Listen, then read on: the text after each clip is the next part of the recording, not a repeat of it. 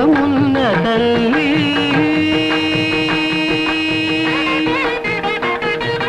ఊహలనే మురిపిల్చే రూపమున్న తల్లి అది నావులితో శిల్పముగా మలుచుకుందు మళ్ళీ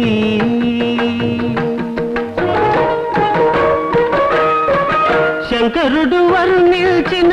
సౌందర్య లహరి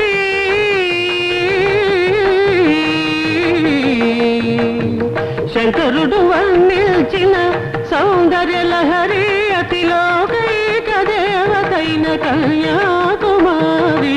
ఊహలనే మురిపిల్చే రూపమున్న తల్లి అది నావులితో శిల్పముగా మలుచుకుందు మళ్ళీ